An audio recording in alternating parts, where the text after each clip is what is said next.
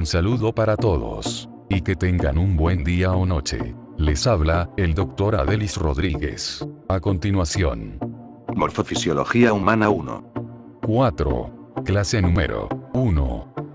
Tengan en cuenta, que en la parte inferior de este video, al darle clic en más información, se desplegará un panel donde estará todo el material complementario, clases escritas, laminario y más. También, al ingresar a mi canal, podrán entrar en lista de reproducción donde podrán encontrar todos los videos, agrupados por materia y año. Y recuerden que si este material es de su agrado, pueden colaborar suscribiéndose, dándole clic al botón de la campanilla para recibir nuevas actualizaciones. No olvides darle me gusta y dejar tu comentario. Por supuesto que te agradezco si compartes este video para que otros puedan recibir más material como este. Y por último, si sale de tu corazón también dejaré el link para donaciones. Muchas gracias de antemano.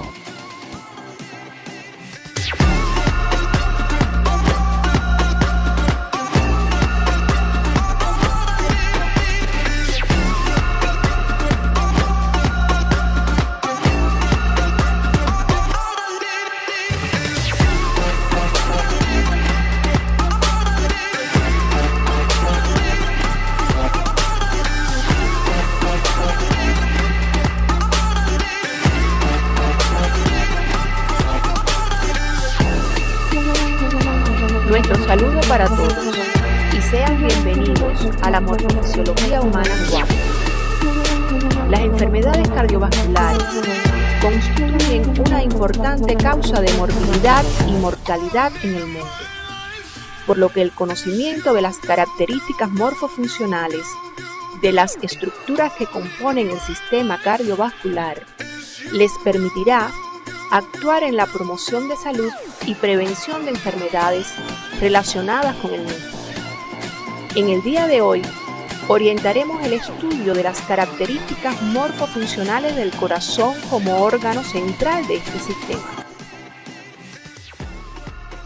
El estudio de estos contenidos les permitirá explicar las características morfofuncionales del corazón, teniendo en cuenta su origen y desarrollo, las particularidades macroscópicas y microscópicas, así como sus relaciones topográficas, las características del ciclo cardíaco, haciendo énfasis en los cambios de presión, volumen y ruidos cardíacos.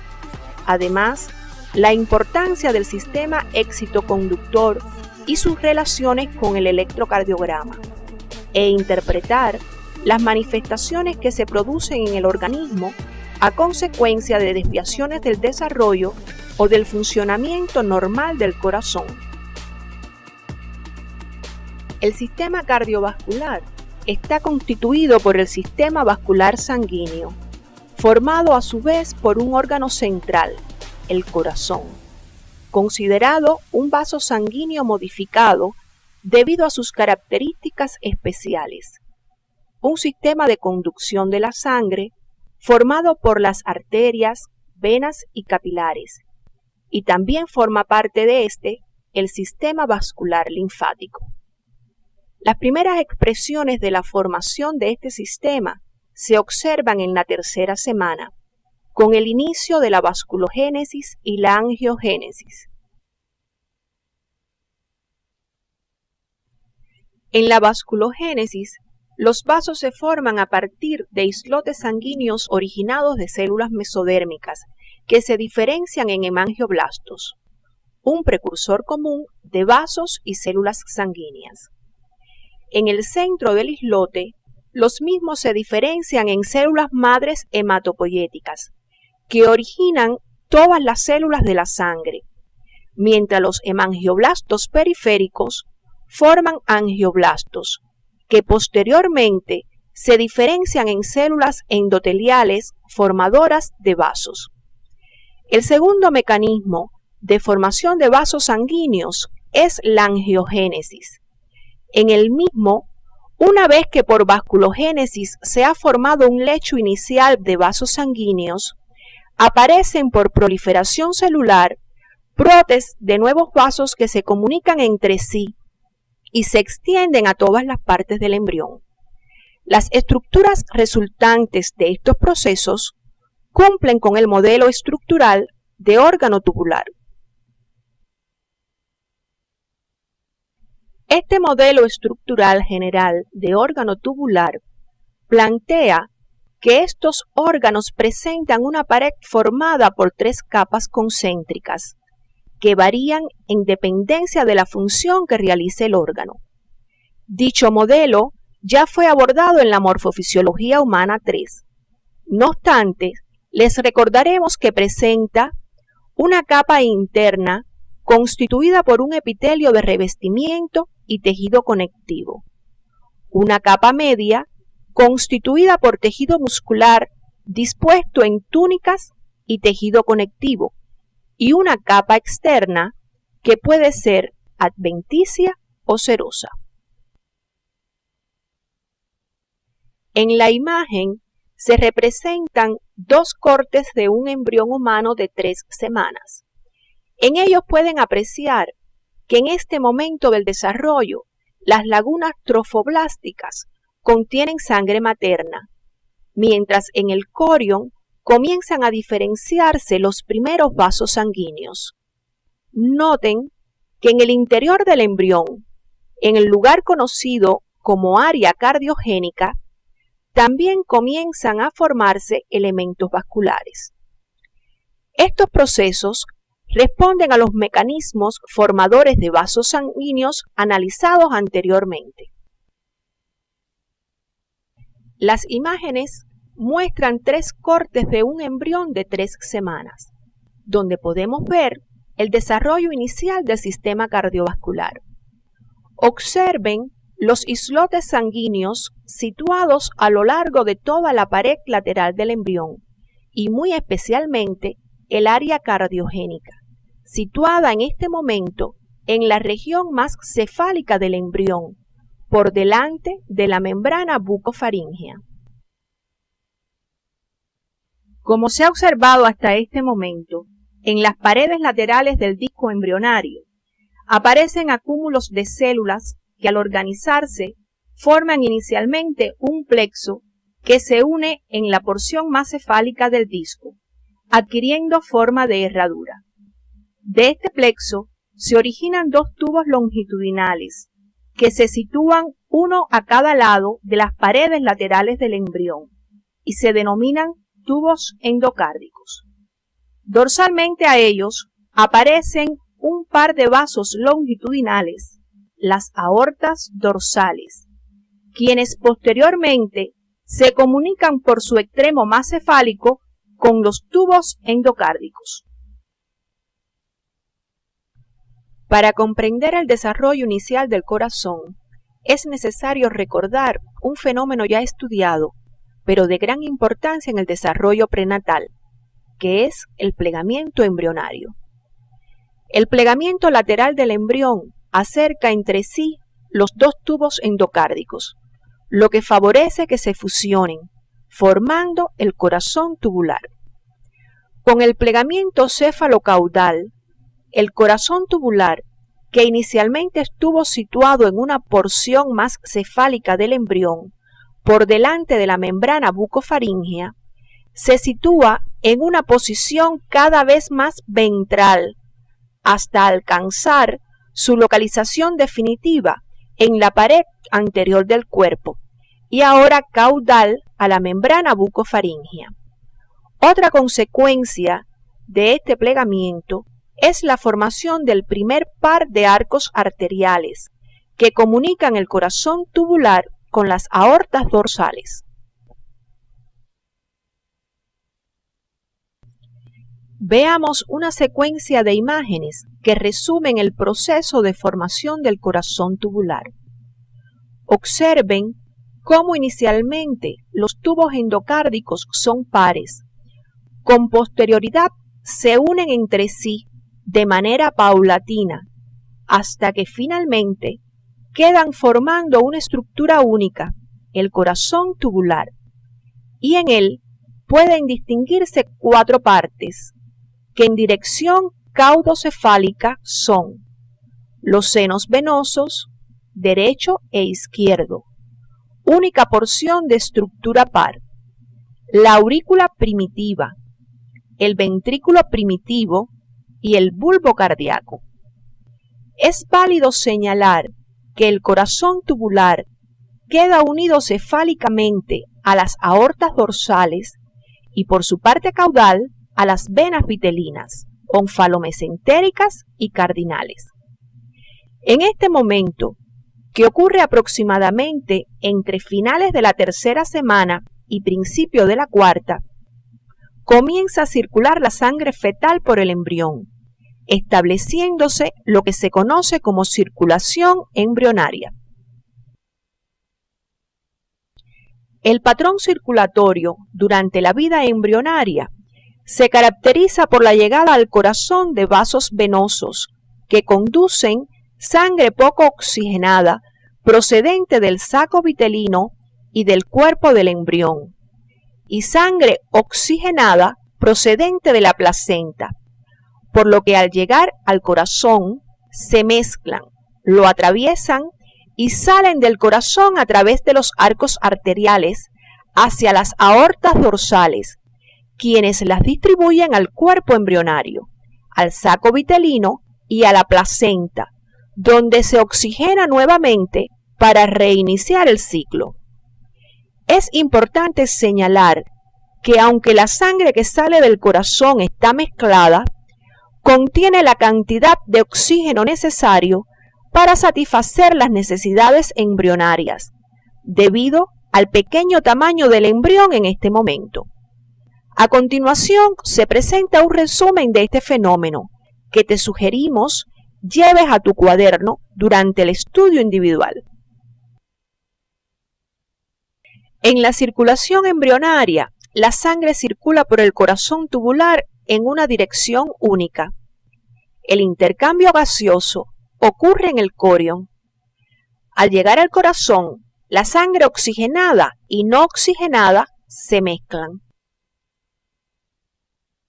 Además, al corazón llega sangre por 3 grupos venosos y la misma sale a través de las aortas dorsales, irrigando todo el cuerpo del embrión.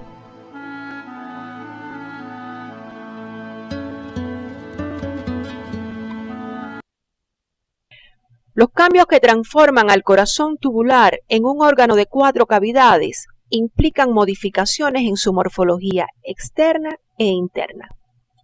Estos cambios se producen por el crecimiento diferencial de los tejidos del corazón, el cual, al estar unidos a los vasos venosos y arteriales, se ve forzado a plegarse sobre sí mismo, lo que trae como consecuencia la formación de la asa cardíaca, provocando que se alcancen nuevas características morfofuncionales.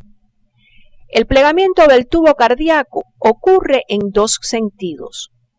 La porción cefálica se pliega en sentido ventral, caudal y a la derecha, mientras que la porción caudal lo hace en sentido dorsal, craneal y hacia la izquierda, quedando de esta manera el seno venoso y la aurícula primitiva situados por detrás y por encima, mientras el ventrículo primitivo y el bulbo cardíaco quedan por delante y abajo. Cuando este plegamiento ocurre en sentido contrario, se produce una malformación denominada dextrocardia, en la que el ápice del corazón está dirigido hacia la derecha. Estas transformaciones, unidas a los tabicamientos cardíacos que estudiaremos más adelante, transforman el corazón en un vaso con 4 cavidades que recibe e impulsa la sangre que necesita el embrión feto para su nutrición y desarrollo. A continuación, se muestra un resumen de los derivados definitivos del corazón tubular, una vez que ocurren las transformaciones externas y los tabicamientos. Como se observa en la imagen, podemos señalar que el atrio derecho queda constituido finalmente por la porción derecha del atrio primitivo y la incorporación de parte del seno venoso derecho, mientras que el atrio izquierdo se forma por la porción izquierda del atrio primitivo y la incorporación de parte de las paredes de las venas pulmonares. Con relación a la formación de los ventrículos definitivos, el ventrículo derecho se forma con la participación de la región caudal del bulbo cardíaco y la porción anterolateral del cono, mientras que en la formación del ventrículo izquierdo participan el ventrículo primitivo y la región conal posteromedial. Debe señalarse que de la porción cefálica del bulbo, llamada tronco arterioso, se forman la porción proximal de la arteria aorta y la arteria pulmonar. A continuación orientaremos el estudio de los tabiques cardíacos. Por razones didácticas, los textos explican cada tabique de manera independiente. Se debe recordar que este es un fenómeno que ocurre simultáneamente. En el corazón ocurren 4 tabicamientos. La formación de los mismos tienen lugar entre la 5ª y la 10ª semanas del desarrollo, a través de 2 mecanismos. El mecanismo de tabicamiento por proliferación celular se caracteriza por el crecimiento de 2 masas celulares hacia la luz de la cavidad, una frente a la otra, hasta alcanzarse y dividirla en 2 cavidades. Una variedad de este mecanismo es el crecimiento de una única masa celular que prolifera hasta fusionarse con el lado opuesto de la cavidad. Ejemplo de ello es el tabique atrioventricular y el tronco conal. El segundo mecanismo ocurre por plegamiento de la pared de una cavidad y lo analizaremos a continuación. El mecanismo por plegamiento y expansión de cavidades se produce a consecuencia del crecimiento diferencial en las paredes. Consecuentemente, una zona crece menos y se pliega hacia el interior de la cavidad, originando un tabique cuya característica fundamental es ser incompleto. Es decir, nunca divide la cavidad en 2, sino que requiere de la participación del primer mecanismo para culminar el cierre. Ejemplo de ello es el tabique interventricular y el interatrial. Es importante señalar que la formación de los tabiques implican cambios en el tránsito de la sangre y en la medida en que aparecen los mismos, el patrón circulatorio cambia, pasando de la circulación embrionaria a la circulación fetal, que será estudiada en la próxima actividad. A continuación veremos las características generales de cada uno de los tabiques, que deberán profundizar siguiendo las orientaciones del CD. El tabique atrioventricular divide el canal atrioventricular en una porción derecha y otra izquierda. Hacia finales de la 4ª semana aparecen en este canal 2 rebordes mesenquimatosos llamados almohadillas endocárdicas, las que a finales de la 5ª semana se fusionan entre sí, originando dicho tabique. Como puede observarse, este es un tabicamiento que ocurre por el mecanismo de proliferación celular. Además de las almohadillas superior e inferior, también se forman un par de almohadillas laterales que participan en la formación de las valvas mitral y tricúspide. En la imagen se muestra una fotomicrografía de barrido de un embrión de ratón donde pueden observarse las almohadillas endocárdicas en crecimiento. El tabique interatrial se forma por el plegamiento de las paredes. Inicialmente, en el borde superior del atrio aparece un pliegue de tejido que crece en dirección a las almohadillas endocárdicas. Este pliegue recibe el nombre de septum primum o tabique primario.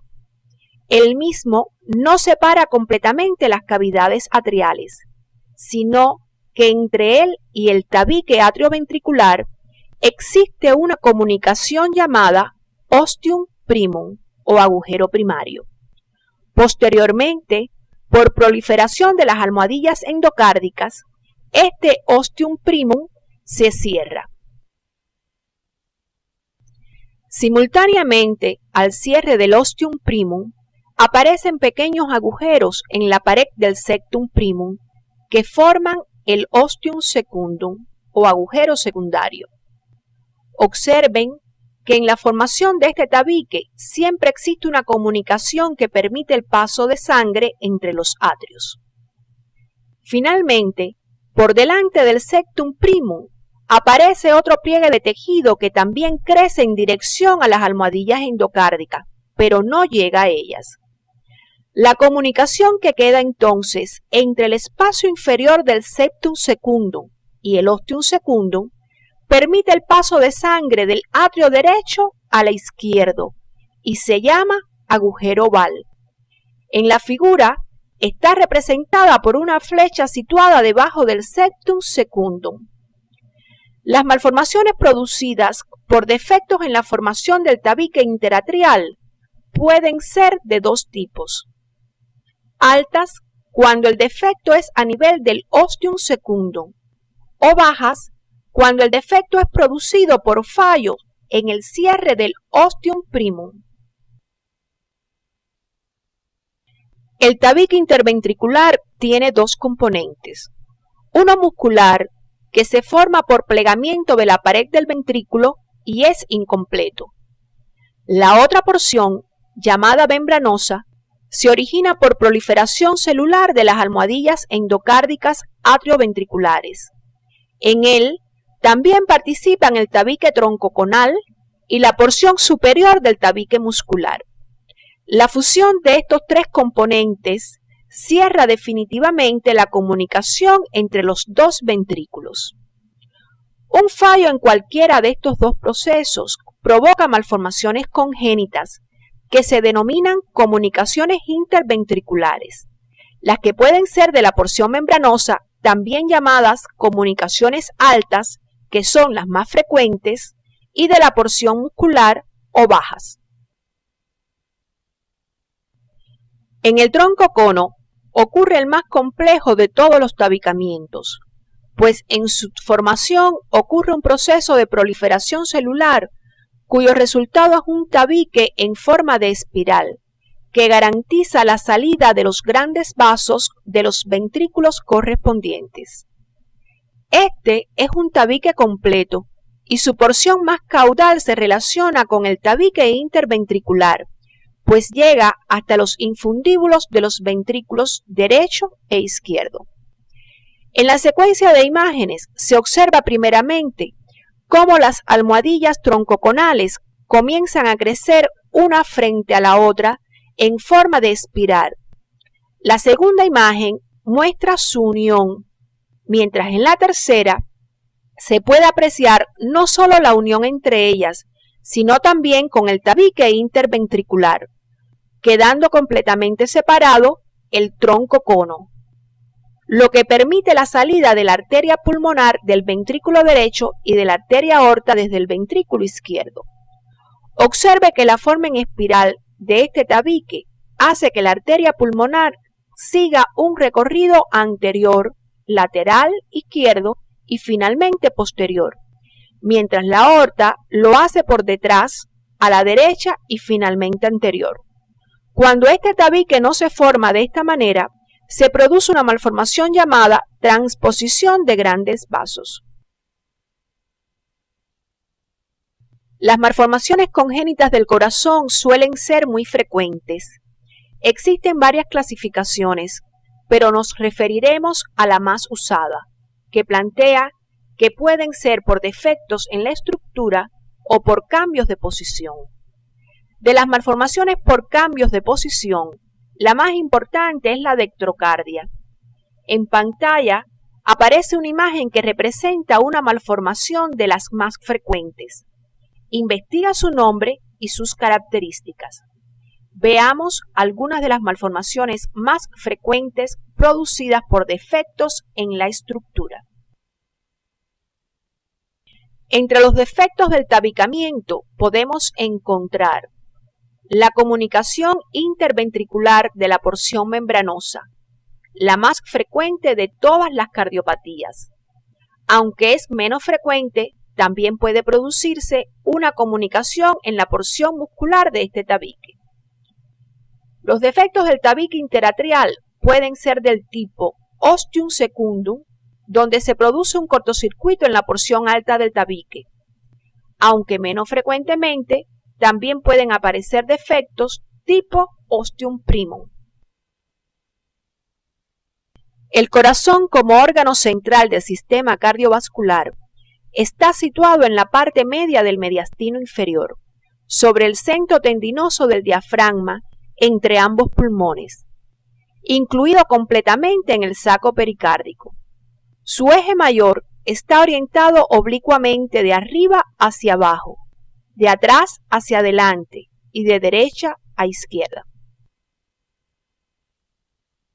Para observar la superficie del órgano, es necesario abrir y resecar parcialmente el pericardio, como se muestra en esta imagen.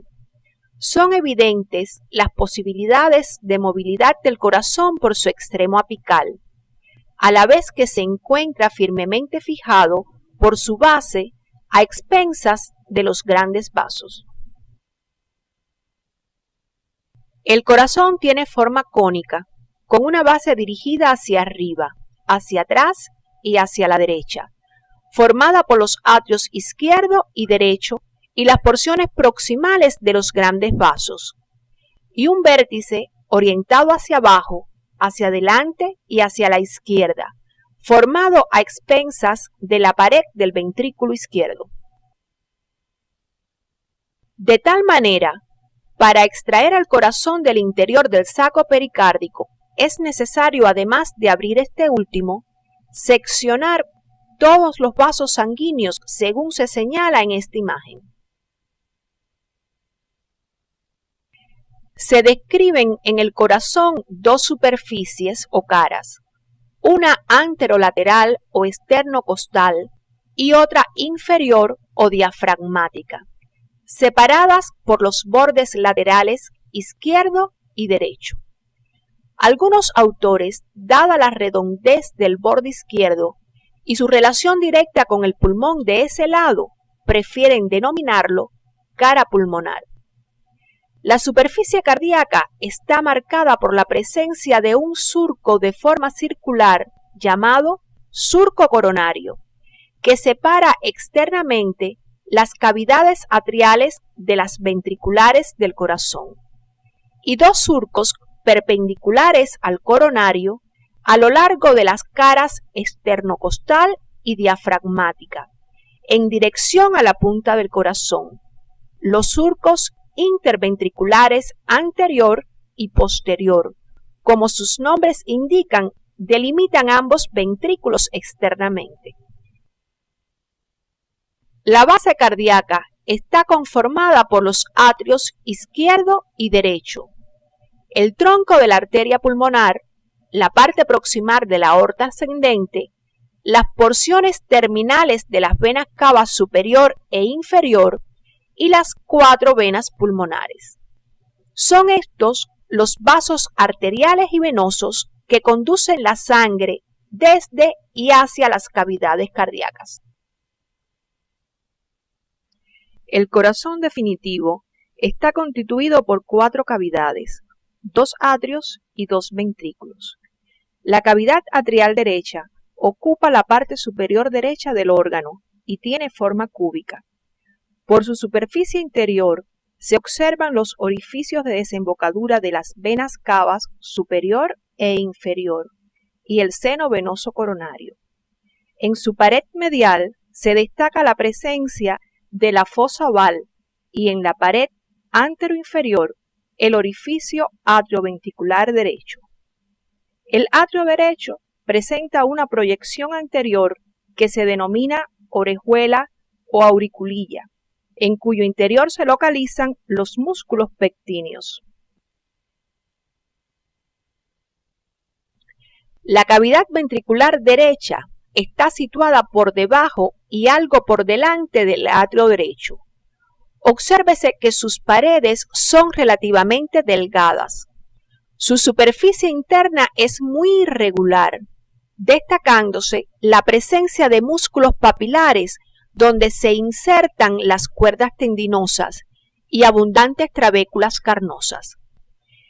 Se observan además la valva atrioventricular derecha a nivel del orificio de igual nombre y la valva sigmoidea pulmonar a nivel del orificio de salida de la arteria pulmonar.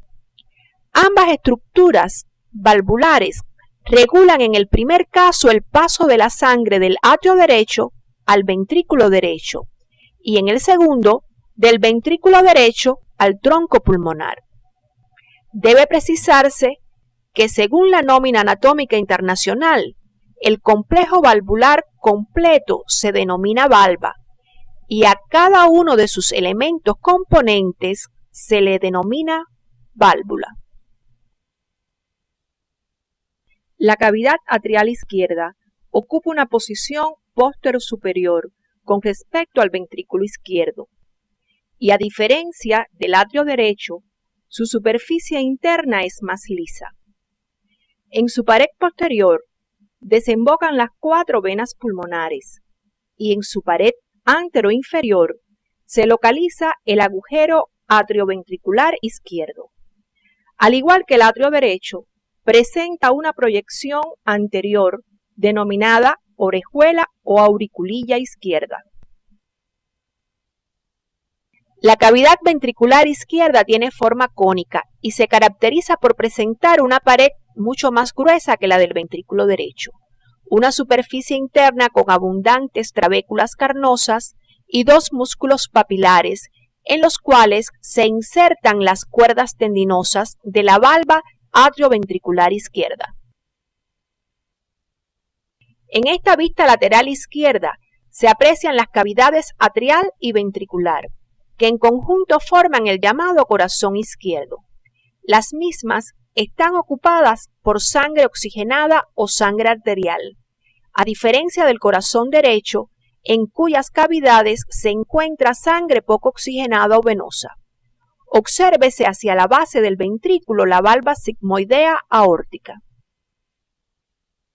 El paso de la sangre desde los atrios hacia los ventrículos correspondientes y desde estos hacia las arterias aortas y pulmonar se regula mediante unas estructuras que se sitúan en los orificios atrioventriculares, rodeados por abundante tejido conectivo y que forman en conjunto el esqueleto cardíaco. Observen las valvas sigmoideas aórtica y pulmonar cerradas y las atrioventriculares abiertas, como corresponde a la diástole o relajación ventricular. Un aspecto totalmente opuesto presentan las valvas durante la sístole ventricular, donde las sigmoideas están abiertas y las atrioventriculares permanecen cerradas. Obsérvese la composición de las valvas atrioventriculares izquierda y derecha. La valva sigmoidea aórtica está formada por 3 válvulas, posterior, lateral y medial. Obsérvense los orificios de salida de las arterias coronarias izquierda y derecha. En un plano más profundo se observa también la valva atrioventricular izquierda. Es importante precisar, a través del estudio independiente, las características de la valva sigmoidea pulmonar. La valva atrioventricular derecha está constituida por 3 válvulas fijadas cranealmente al esqueleto fibroso del corazón y en dirección distal a los músculos papilares del ventrículo derecho, a través de las cuerdas tendinosas, como se señala en la imagen. La valva atrioventricular izquierda está constituida por 2 válvulas fijadas cranealmente al esqueleto fibroso del corazón y en dirección distal a los músculos papilares a través de las cuerdas tendinosas, como se señala en la imagen. Obsérvese en esta imagen la disposición general de las cavidades cardíacas, el tabique interventricular, sus porciones y las valvas atrioventriculares derecha e izquierda. El esqueleto cardíaco es el sistema central de sostén del corazón. constituido por tejido conectivo denso con fibras colágenas gruesas, en el que se insertan los músculos y las valvas cardíacas. Está formado por la porción membranosa del tabique interventricular, los trígonos fibrosos localizados entre los orificios arteriales y los orificios atrioventriculares y los anillos fibrosos que rodean los orificios de origen de las arterias aorta, pulmonar y los orificios atrioventriculares. El corazón como órgano está irrigado por los ramos de las arterias coronarias izquierda y derecha, procedentes de la porción ascendente de la aorta, cuyas características serán estudiadas posteriormente. La disposición general de las arterias coronarias es a lo largo de los surcos coronarios e interventriculares anterior y posterior, formando dos arcos arteriales perpendiculares entre sí. Desde estos parten los ramos finos que se distribuyen por las paredes, tabiques y aparatos valvulares del corazón. Es importante tener presente que existen variaciones individuales en los patrones coronarios entre una persona y otra, y que además se establecen numerosas anastomosis entre ambas coronarias, lo cual tiene una elevada significación funcional y médica. Observen en la vista posterior del corazón la continuación de la arteria coronaria derecha, en la arteria interventricular posterior en dirección a la punta del corazón. Una técnica imagenológica de alto valor diagnóstico es el estudio contrastado del estado morfofuncional de las arterias coronarias y sus ramificaciones. Obsérvese en esta imagen la correlación entre la imagen anatómica de cada coronaria y su imagen radiográfica. La sangre venosa del corazón como órgano es drenada principalmente a la cavidad atrial derecha a través de tres sistemas venosos: venas del seno coronario, venas cardíacas anteriores y venas mínimas de Tebecio. El primero de ellos es el de mayor significación funcional por el volumen de sangre que drena, seguido de las venas cardíacas anteriores. Una formación morfofuncional de especial significado es el sistema excitoconductor del corazón. Desde el punto de vista macroscópico está constituido por el nodo sinoatrial, localizado cerca del orificio de desembocadura de la vena cava superior, el nodo atrioventricular, localizado en el tabique interatrial, cercano al orificio atrioventricular derecho, relacionados entre sí por fibras o haces internodales especializadas, así como un grueso paquete de fibras denominado haz de His, que en dirección distal cabalga sobre el tabique interventricular y se divide entonces en dos ramas, izquierda y derecha, que mediante ramificaciones más finas llegan a toda la musculatura ventricular. Este sistema está constituido por fibras musculares cardíacas modificadas que se especializan en la rápida conducción de impulsos. Las fibras musculares modificadas que constituyen este sistema son de tres tipos: nodales, de Purkinje y de transición o seguidoras. Ustedes deben profundizar en las características microscópicas de estas fibras siguiendo las orientaciones del CD de la asignatura. Además del control que ejerce el sistema excitoconductor sobre el funcionamiento del corazón, existe un control neurovegetativo a través del plexo cardíaco, formado a partir de ramos de la cadena ganglionar simpática y del nervio vago. El pericardio es un saco fibroceroso cerrado que incluye en su interior al corazón y la porción proximal de los grandes vasos. Tiene una capa externa fibrosa que se observa en la imagen de la izquierda y una capa serosa interna dividida en dos hojas, una parietal que reviste la superficie interna de la capa fibrosa y otra visceral que reviste la superficie externa del corazón, también llamada epicardio. Entre ambas hojas cerosas existe una pequeña cantidad de líquido que actúa como lubricante. Al abrir el saco pericárdico y seccionar los grandes vasos, se puede retirar entonces el corazón como se observa en la imagen de la derecha. Resulta de especial importancia identificar en radiografías simples del tórax la imagen correspondiente a las distintas partes del corazón y los grandes vasos con los cuales se relaciona directamente.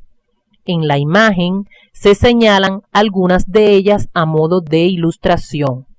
A continuación, orientaremos las características morfofuncionales del corazón desde el punto de vista microscópico.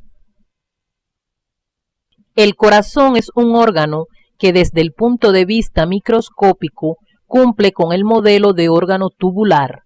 Presenta una pared constituida por tres capas, una interna denominada endocardio, una media miocardio y una externa llamada epicardio. El endocardio reviste las cavidades, las valvas y los hilos tendinosos de los músculos papilares. En él se distinguen el endotelio, constituido por células planas que descansan sobre la membrana basal que lo separa del tejido conectivo laxo que constituye el subendotelio.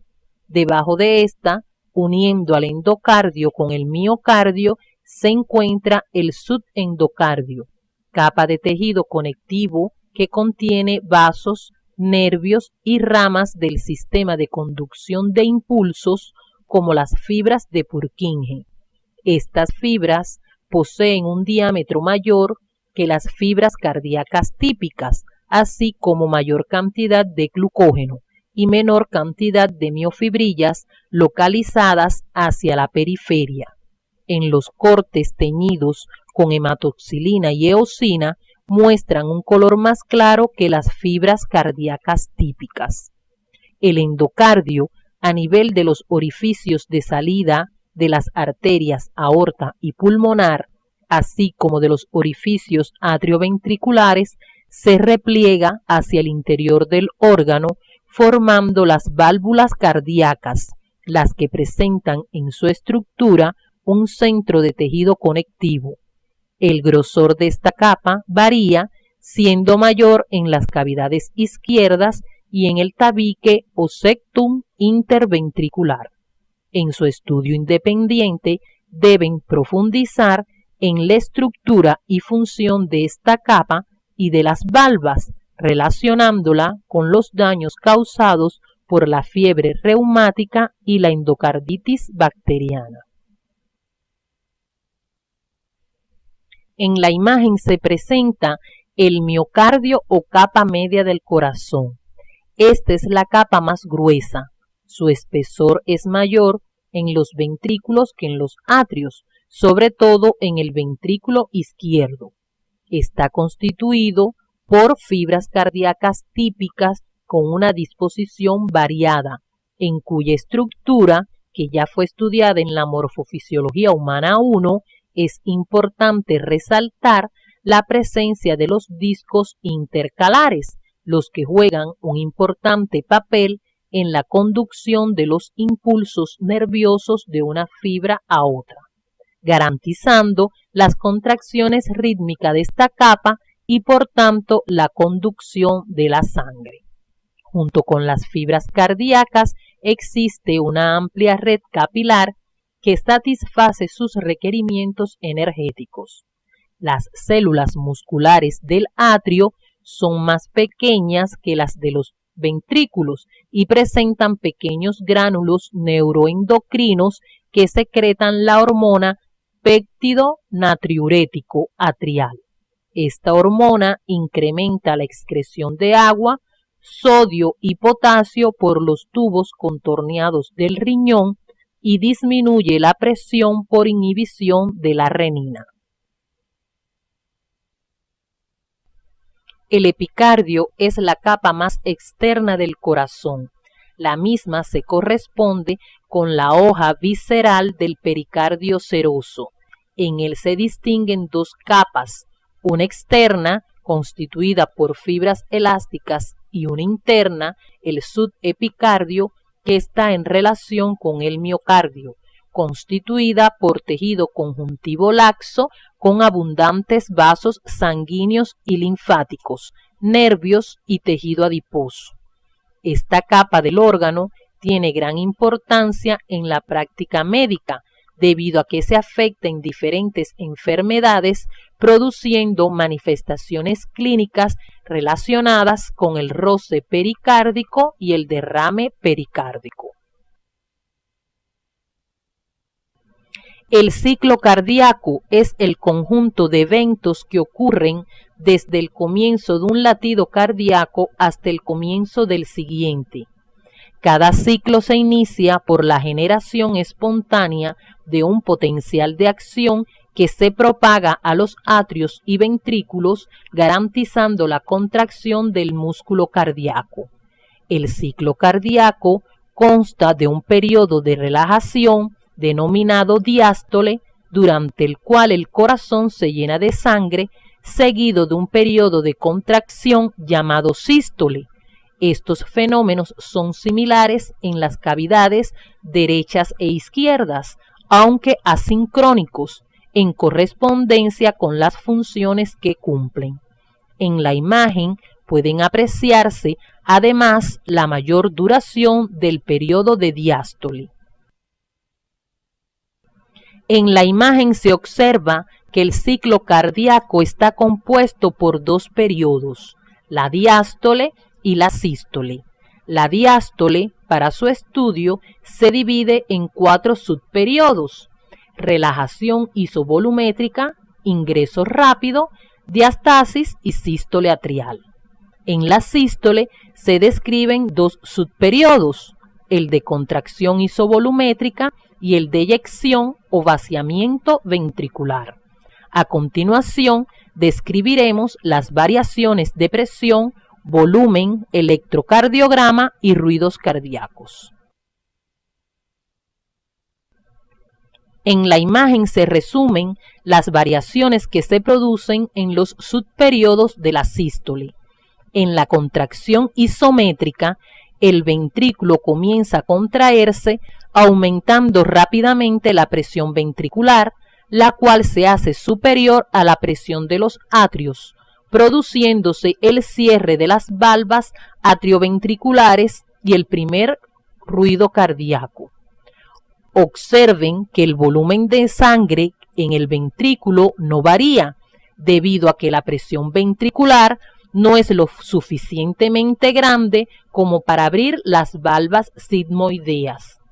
Cuando la presión ventricular se hace mayor que en las arterias, se abren las valvas sigmoideas y comienza el subperiodo de vaciamiento o eyección ventricular. En la medida que el volumen ventricular disminuye, también disminuye la presión dentro del ventrículo y no se producen ruidos cardíacos.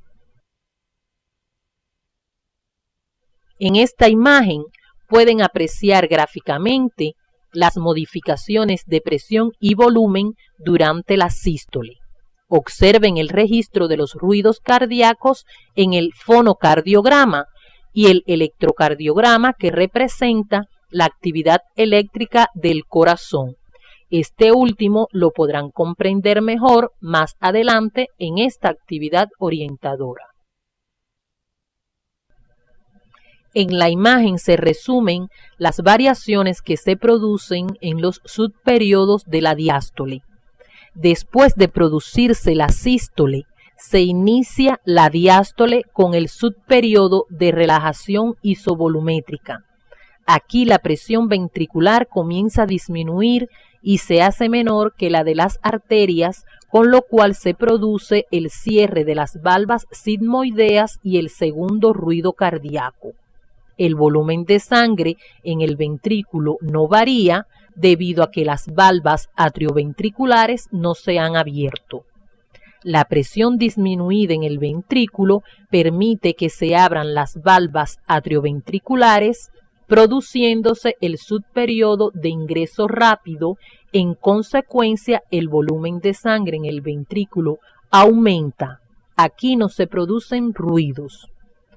Luego se produce la diástasis, donde la sangre cae directamente de las venas a través de los atrios en el ventrículo casi lleno, produciendo turbulencia que da lugar al tercer ruido cardíaco. Este no es audible a través de la auscultación. Observa además que la presión ventricular aumenta discretamente.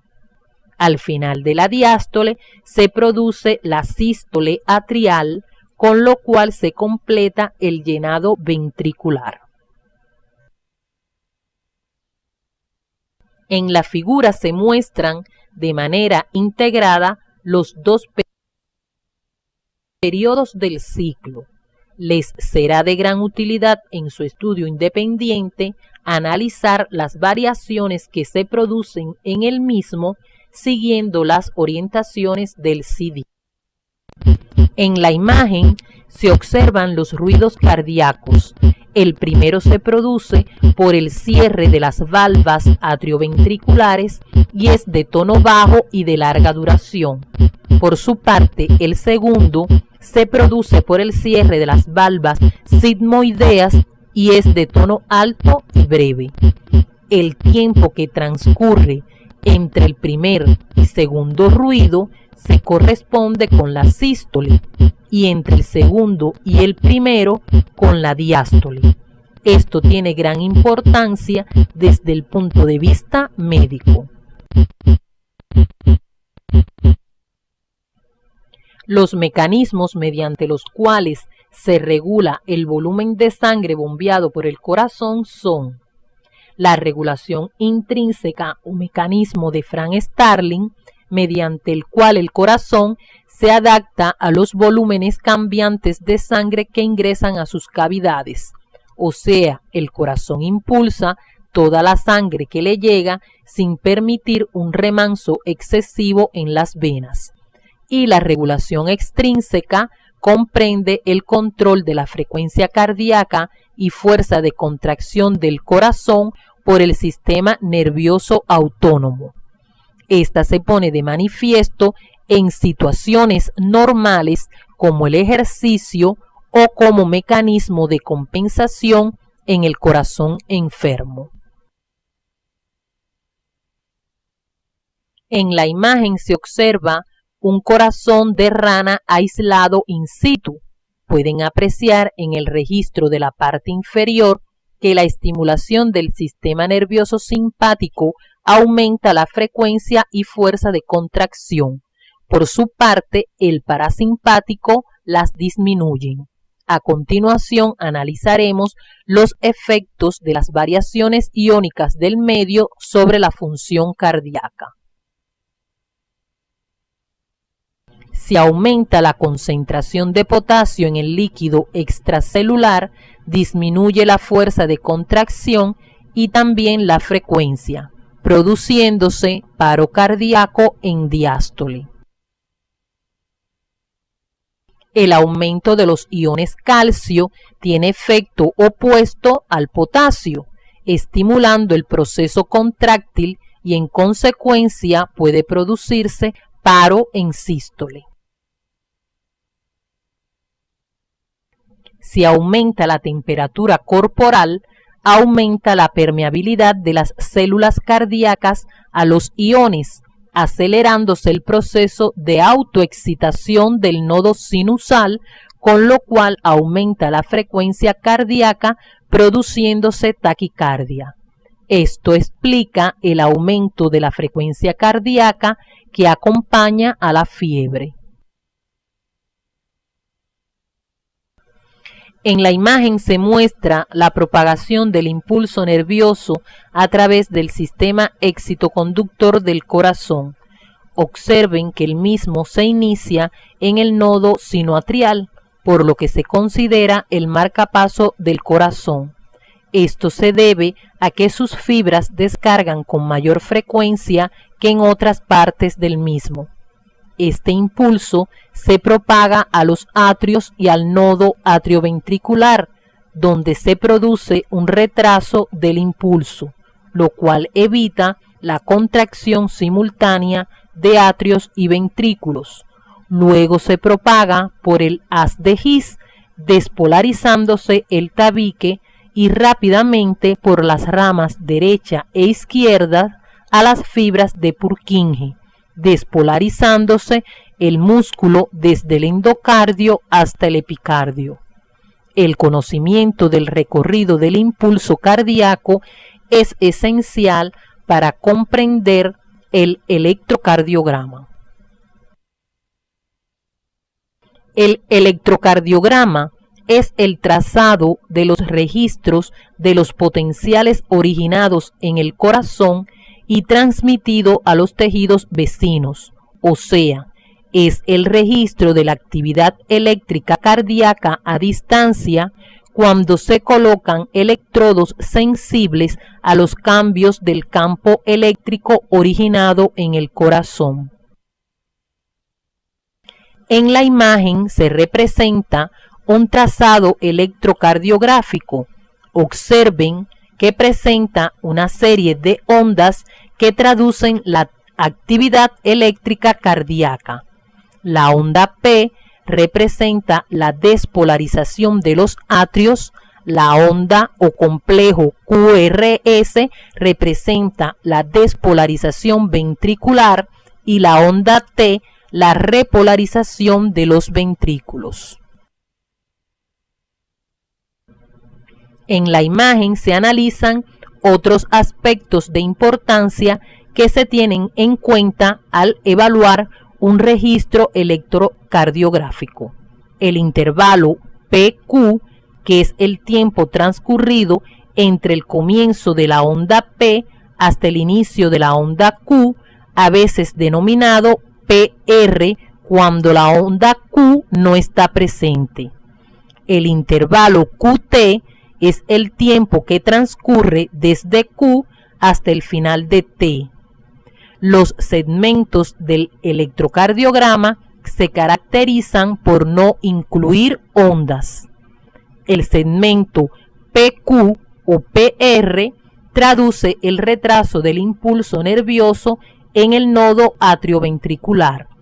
El segmento ST, la contracción mantenida del ventrículo, y el segmento TP, la diástole ventricular.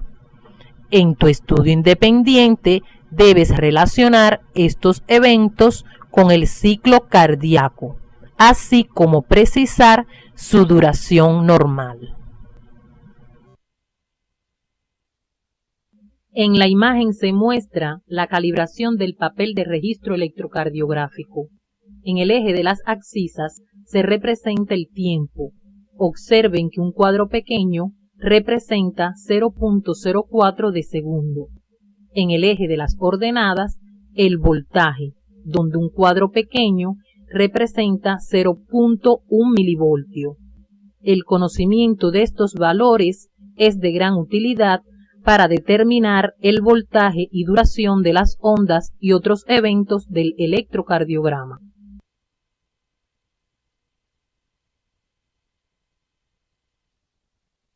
La posición convencional en la que se colocan los electrodos de registro en la superficie corporal se denominan derivaciones electrocardiográficas.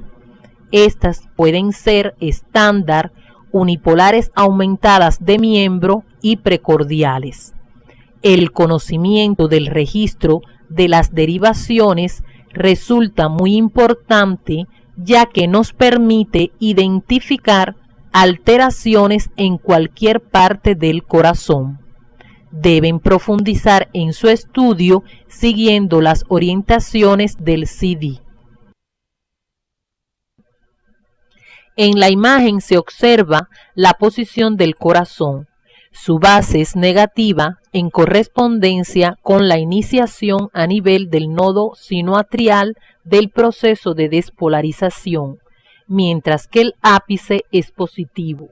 Así el vector de despolarización tiene un sentido de base a punta. Rodeando el área cardíaca se localiza el triángulo de Einthoven. Observen que el ángulo de su base que se dirige al brazo derecho es negativo en correspondencia con la base del corazón, mientras que el que se dirige a la pierna izquierda es positivo en correspondencia con el ápice. El ángulo que se dirige al brazo izquierdo puede ser positivo, aunque actúa como negativo en el caso de la derivación de 3. Conociendo estas características, es fácil recordar la posición de los electrodos en estas derivaciones. En D1, el electrodo negativo se localiza en el brazo derecho y el positivo en el brazo izquierdo.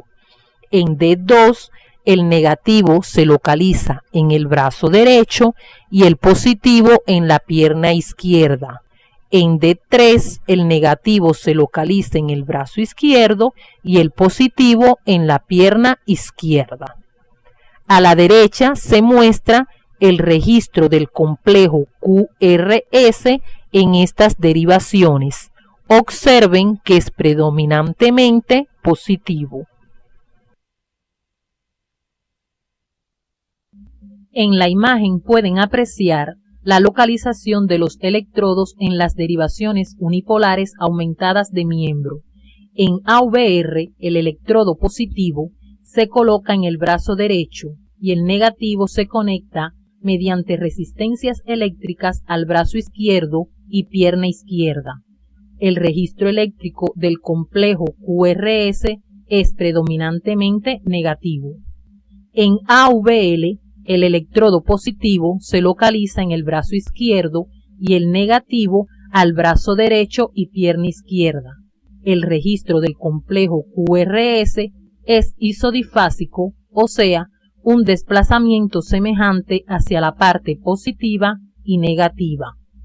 En el caso de la derivación AVF, el electrodo positivo se localiza en la pierna izquierda y el negativo en los brazos derecho e izquierdo. Observen que el registro del complejo QRS es predominantemente positivo.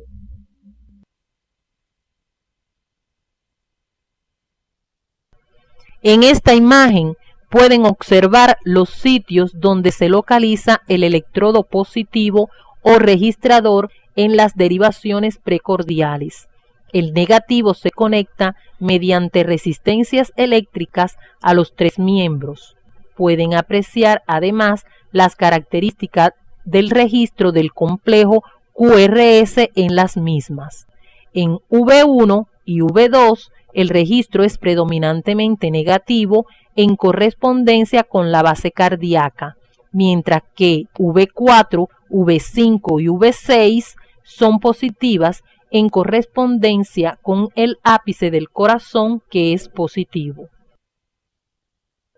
En el día de hoy orientamos el estudio de las características morfofuncionales del corazón, particularizando en su desarrollo los aspectos macroscópicos y microscópicos que garantizan la contracción periódica del mismo, así como el registro de los potenciales de acción captados por electrodos colocados en la superficie corporal, conocido como electrocardiograma. Arribamos a las siguientes conclusiones. El corazón comienza a funcionar en etapas tempranas del desarrollo en respuesta al incremento de las necesidades nutricionales del embrión. El mismo experimenta transformaciones en su morfología interna y externa que garantizan la adquisición de sus características morfofuncionales definitivas. El corazón es un órgano muscular de forma cónica, situado en el mediastino inferior, dividido en 4 cavidades que en comunicación con diferentes troncos arteriales y venosos garantizan la circulación de la sangre desde el ventrículo izquierdo hasta los tejidos y desde estos hacia el atrio derecho. La pared del corazón está constituida por 3 capas que desde adentro hacia afuera se denominan endocardio, miocardio y epicardio, siendo el miocardio la más gruesa, fundamentalmente en el ventrículo izquierdo. El pericardio es un saco fibroceroso que incluye en su interior al corazón y las porciones proximales de los grandes vasos, propiciando su fijación y adecuado funcionamiento. Las características morfofuncionales del corazón explican los eventos mecánicos y eléctricos que se producen durante los periodos del ciclo cardíaco. La regulación de la función cardíaca es intrínseca y extrínseca o neurohumoral. Las características morfofuncionales de los componentes del sistema excitoconductor garantizan la contracción periódica ordenada del músculo cardíaco. El electrocardiograma es el registro periférico mediante un equipo adecuado del proceso de excitación del corazón, para lo cual se colocan electrodos en la superficie corporal que determinan las derivaciones electrocardiográficas.